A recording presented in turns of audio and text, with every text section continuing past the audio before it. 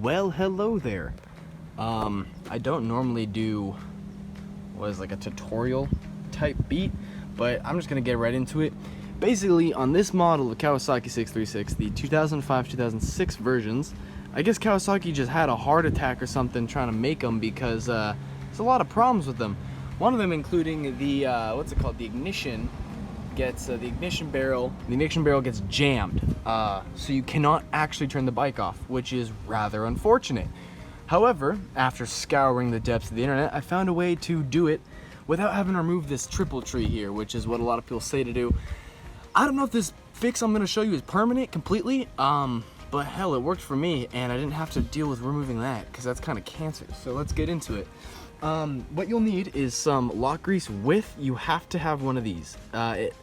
This little can comes with like a small one. It did not fit. It was too short, so you have to get one that's a little bit bigger. As well as a tiny little screwdriver, man. Really thin, a really thin screwdriver, tiny. So basically, if you guys haven't already been searching this up, if I could even get up in those, basically this little hole right here is where the parking lot goes into, and then right in this little block that I'm pointing at right there, there's a little metal cube that comes out and goes into this parking hole. Well, that cube is supposed to be flush. If you're having this problem, it's not flush anymore. For whatever fucking reason, it just doesn't work. So, what you want to do is, at the top, right, oh, you can kind of see it, right there, that's a little hole.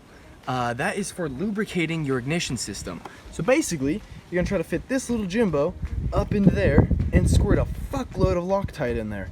You know, get that all lubed up, and it's gonna drip down, so you might want to put like a rag or something down. And then as you're doing that, you're gonna take this little screwdriver and that little cube, that little metal cube that's sticking out right about, you know, there. You're gonna want to just keep pushing it up and down as you're spraying that little hole with Loctite.